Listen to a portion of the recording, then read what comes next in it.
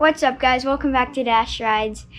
Before we go any further, I just want to let you guys know that you normal viewers don't have to watch this. This is just a tutorial on how to rebuild an KX85 engine. Yeah, we looked through YouTube quite a bit, and there's some videos on rebuilding the KX85. They're just not. But they're not really step by step, and they don't really explain much. So we want to get one out there for that. So it's not the normal video, and turn off right now unless you're here looking how to rebuild an KX85. Well, hold up. You guys are more than welcome to stay if you want. First things first, I got to take off the tank, shrouds, and seat. And we've already taken off the bolts for that, right? Yep. So let's just pull that off. All right. Back.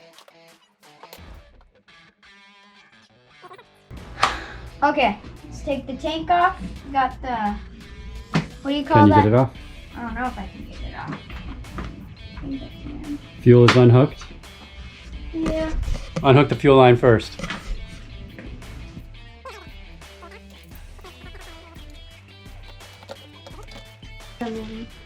We gotta try to get everything cleaned up in here so we can pull this whole cylinder out. So that means the pipe's got to come off. I think we can get away without taking off the radiator, but it looks like we'll probably remove the radiator. So next step here is going to be to remove the pipes and remove the coolant. Remove all these tubes here, and then we'll proceed. A good plan. Exhausts have really heavy duty springs, and this tool right here will save you headaches and pain and everything. So gotta put that here. You're probably gonna have to have me do it because it's still strong. It's too strong for me. I'm not gonna hurt my dirt bike because I love it so much. I got it. See. That's one. That's cool. Like, there's no way you're taking that off with your fingers, huh? And that's two. So, is that it? Or? Yeah. So nice to have the right tools. Yeah.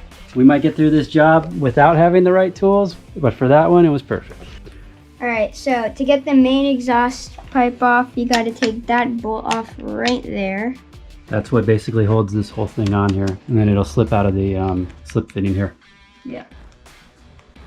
Okay, so fiddling around, and we figured out it's easier with taking the exhaust pipe off. And the muffler out. Right so we pulled off there. the muffler as well. Yeah. So that step is down, right? Yep. Next up is coolant. So a big bummer for us, the coolant release is in a different location than on the KX65, and we got to pull off our skid plate. You guys probably won't have to do that. Is it just me, or does this look exactly like a trials bike? Alright guys, to get the coolant out, you're going to need a 10mm socket. And then something to catch it with. We're using an old cranberry Here, hold it, bottle. I'll do it. Alright. I'll do it for you. It should hold until we take off the radiator cap. Yeah, because that's how science works. I mean, it's going to come out a little bit. Let's see. Let's see what we got here.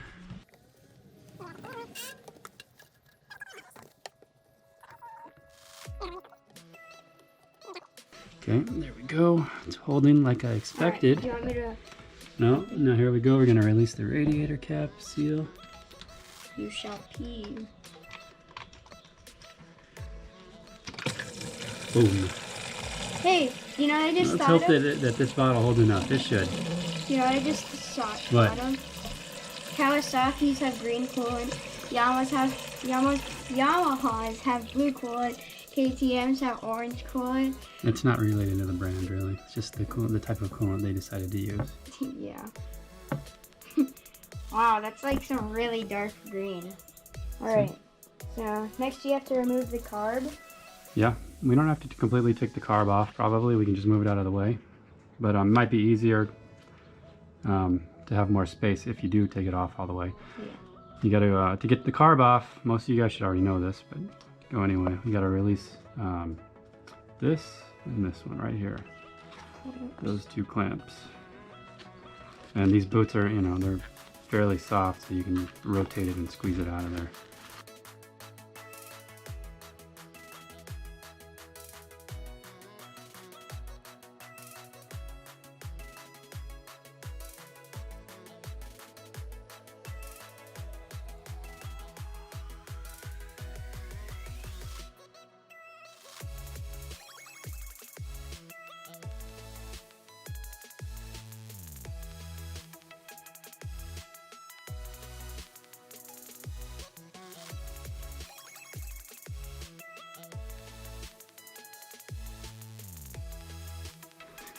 Let's see if we can live with this out here. So now we're going to take off the carb intake boot and the reed cage. Gotta do 4 bolts, 8mm socket. Vast majority of this stuff is 8mm socket up to this point. There's only 2 bolts that were larger, and that was the coolant bolt and the bolt that held on the exhaust. Let's see if it can fit here.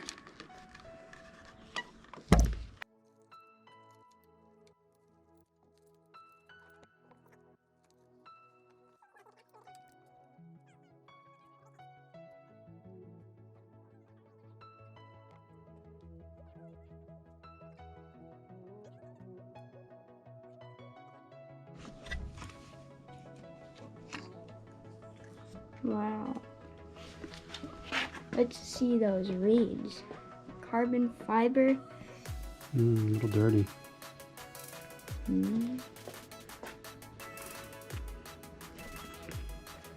This segment is brought to you by Broken Enduro. Oh.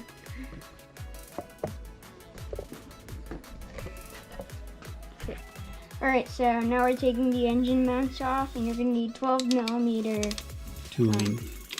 I'm using a wrench and a socket here. You gotta hold both sides. Well, here's the shot.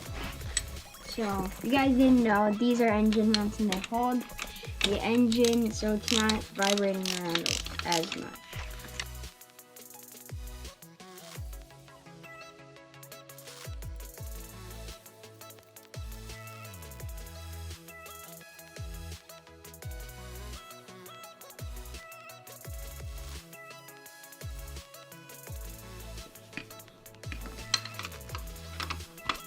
Good. This is definitely more involved than the 65. Yeah. And there's something called, what they're called, what is it? Power valves that we also have to. Yeah. I think the 65 can really be done in about 45 minutes. This bike is not going to be done in 45 minutes. Maybe by some pros, but. So this was the bolt that goes through the mount and through the head. And right here, this is galvanic corrosion. This is caused by dissimilar metals and also a little bit of an electrical current probably running through there from the ignition itself, my guess. Science. Alright, so next step is we need to remove the coolant lines from the head. That one and that one. So I found that it's a lot easier to break the head bolts loose before taking the whole cylinder off, because they're on pretty tight, and it's just a pain to try to hold it while you're trying to wrench those off. Yeah. Here, Dash. Another thing that I don't see a lot of people do, when you put this on, you tighten it up in a star pattern. Actually, when you're taking stuff off, you should do the same, so you don't so you don't warp the surfaces. Yeah.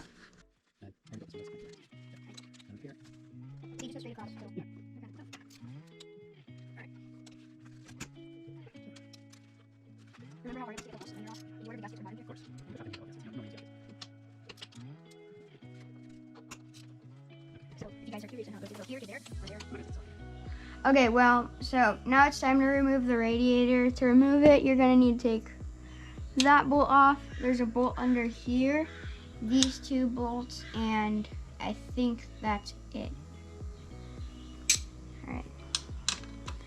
We're gonna, what size are these? Those are 8s. They're all 8s.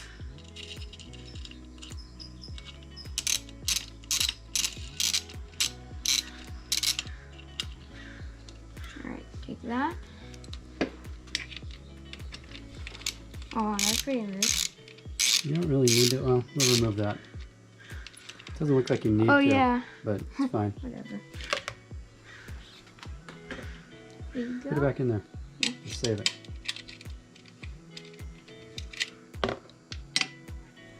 Can you fit that without hitting the radiator? No. Here. I'll do Use the this. bottom. Use this one. Right here. Okay. Oh, that's pretty smart. Hang on. Make sure it's on all the way so you're not stripping the head. And it's on. Oops. No, I don't think. Here. Oh, wow, Need that's some leverage. What?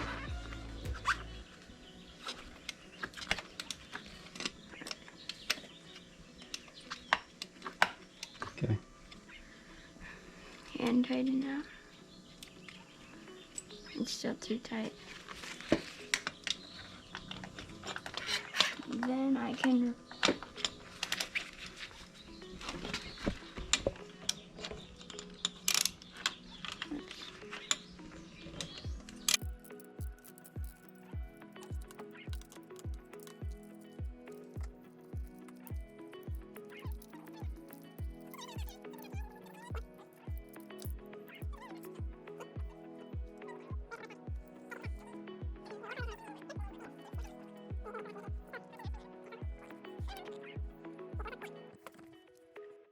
Alright, next step is this Kips cover, I think that's what it's called. Yep.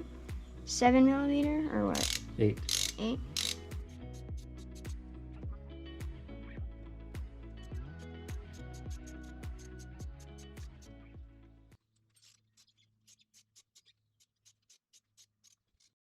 Alright, so we got the cover off.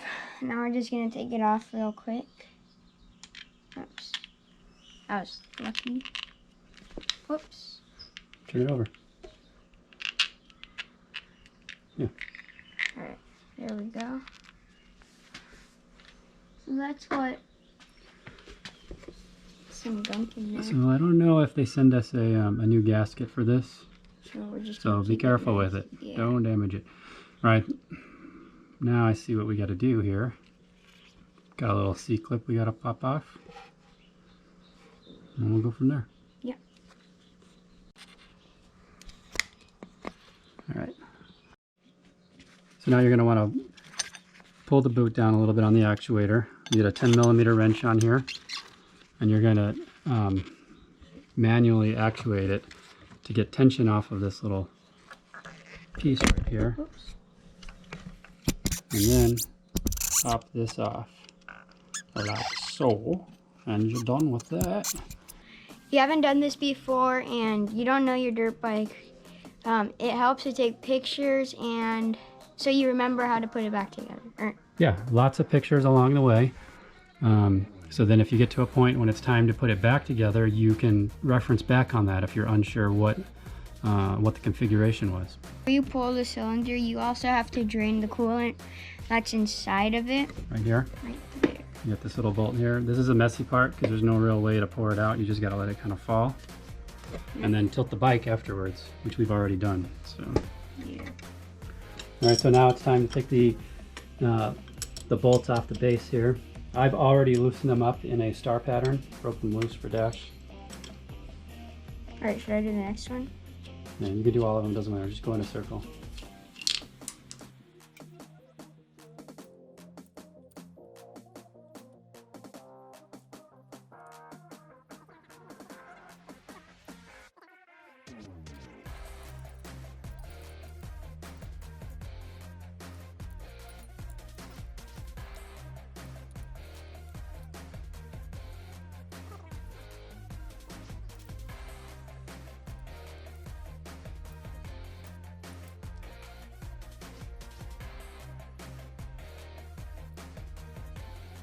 Sometimes the cylinder's stubborn, so you know what to do.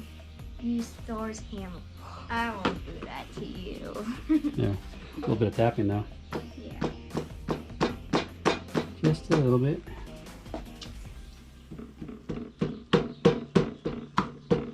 Let's see. Let's see. Gotta Close. pop this off of Sid. Close. Hopefully it's easier than the 65 here on me. Can you hold that down? Yeah.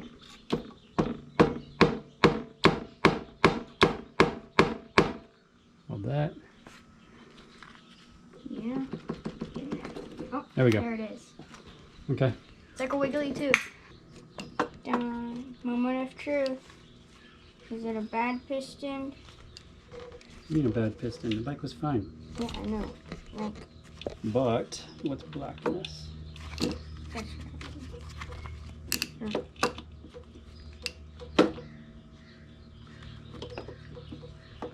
It's a tight fit. It's a tight fit, boys. I see it. I gotta tell you, Teeny bit of scoring on it. we're not mechanics, but we did stay at a Holiday Inn Express. Mm-hmm. There we go. Yeah. Okie dokie. There she is. Alright, so now for the remainder of this, you want to cover the crankcase so nothing falls in and hurts the engine. That's just a little rag here. Let's pull this top dead center. You want to wrap it around it? Oh, and one other thing. I want to check if there's any up and down movement. There could be a teeny bit side to side movement. Side to side is okay. But there's a lot going up and down. You might need to change it. There's no up and down here, luckily. I mean, Yeah. I'll get the piston off just to verify. That seems good. That's good news. That means the engine stays in the bike. And no removing it and splitting cases, as I haven't done that before. And we I'd kind of don't I'd really probably have the I time. know, and I'd have to stay at the Holiday Inn Express again before I did that. Yeah. There you go. Just want to wrap it around like that. Mm, How does the cylinder look? we're gonna check the cylinder out. There's a little Fine, yeah. scarring here. Alright, well. Okay.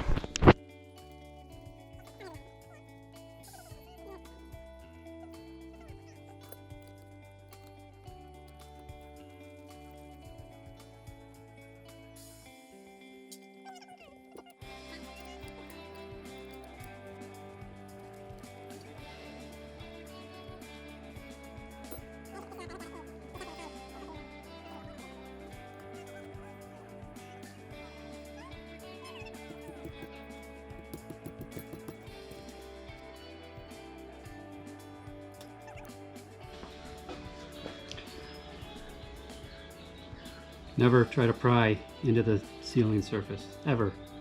Not on the bottom when you're trying to take it off of the engine, and not here.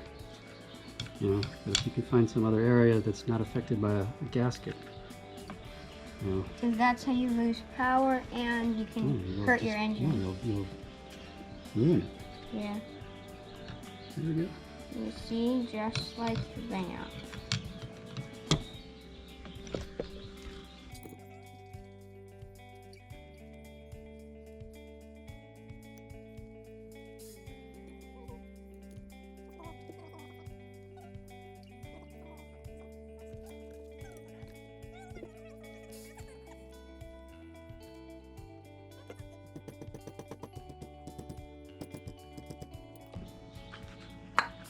There you go. Alright. A little bit of carbon buildup. Golden, kind of. Plug looks good. Yep.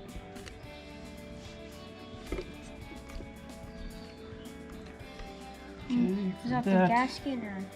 So see here, above the exhaust bridge, looks like it's getting a little bit hot. Yeah. But the piston was drilled. Okay, so loosen these up. This is the Kips valve in here.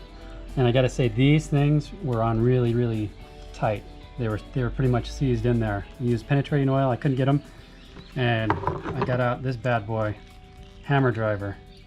You hammer, as you hammer down, it forces down and twists a little bit each time. And I haven't used this thing in years. I bought it for something a long time ago, and I've used it twice in 2 weeks now, and I just love having the right tool when I need it. Yeah. So let's see what Kips looks like. I'm gonna have to take this out. This has got to be pulled out and cleaned, and you gotta scrape off all the carbon inside of the cylinder in here. Yep. In the valve area. Mm-hmm. You got to clean the valve and then clean the area where the valve slides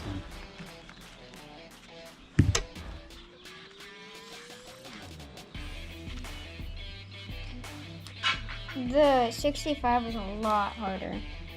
This is more like... I wonder what that's for. Is it to hold the spring or no? Oh, you're so smart. It is. It's the spring for the exhaust.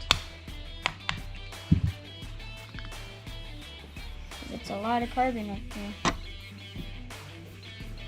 Okay, so you're going to need an Allen key to take this Kips thingy off. What size Allen key is it? Save this too. Just to be safe. What size Allen key is it? It's a 3. That's really tight again.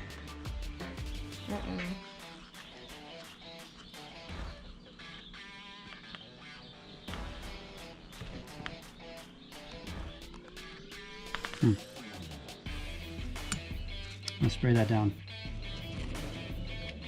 Alright, so we loosened that Allen wrench bolt up and taking it out right now.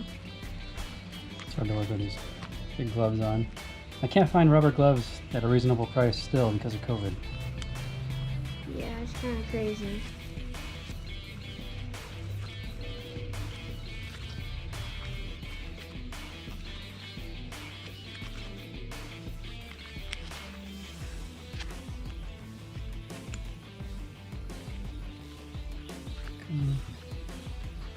Now the shaft should slide out. Like so. Yes.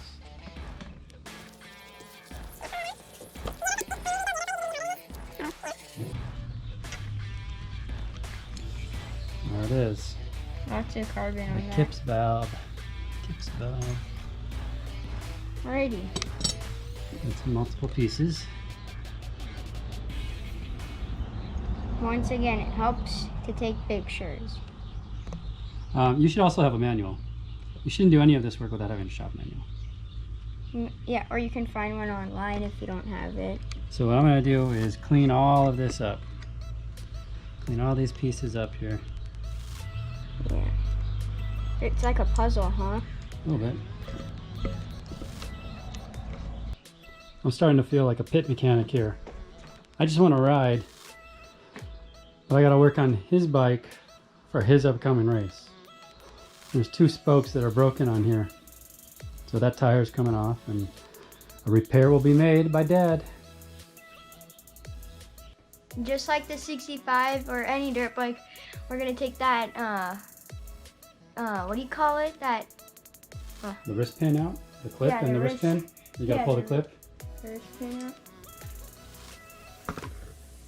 Okay. And then push the pin out from the other side.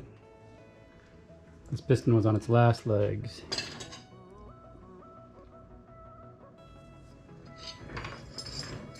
Look at that. All of this looks so much more bulkier than the other, than the 65. A lot of carbon in there. All right, so this is the power valve, pieces of it. It's been cleaned up. It's not perfect. It still has carbon staining on it, but it's clean. Slides nice and easy. So we got to put it back together.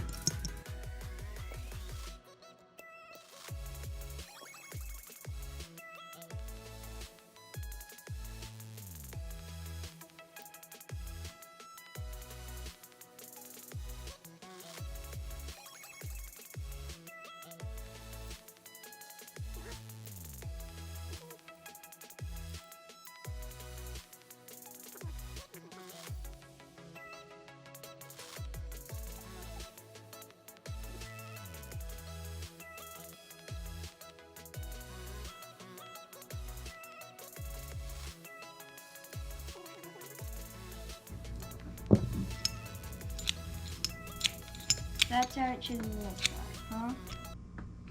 Right there. Yep, it's nice and smooth. Okay. Now these little ring clips are a little bit of a pain, but I found the best way is to push them in with the opening on the opposite end of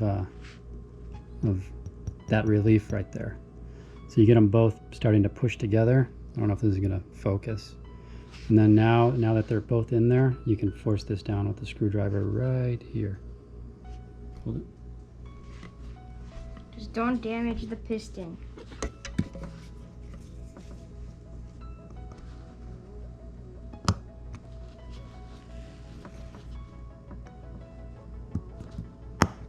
And that's it. There you go. That one's easy because you get to do it on the bench. The other one's not that easy. Okay, so we're going to lube this up before we put it in. Oops. Yeah, before assembly, just try to I use 2-stroke oil, same 2-stroke oil that we run in the bike. Just like to get it all lubed up, lube the rings a little bit.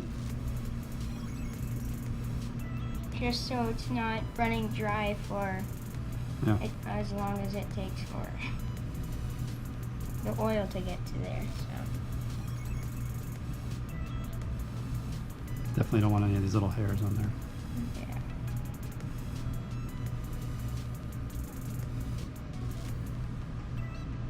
You probably don't have to go this far, but Just to be safe.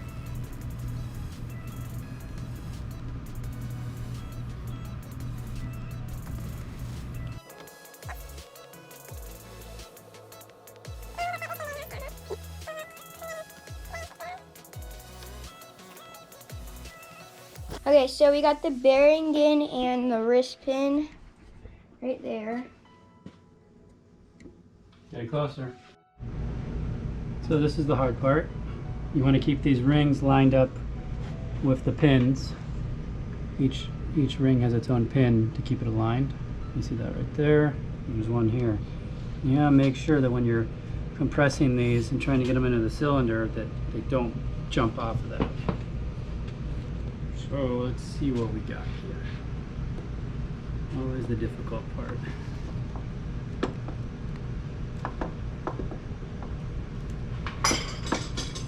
I'm gonna push it on.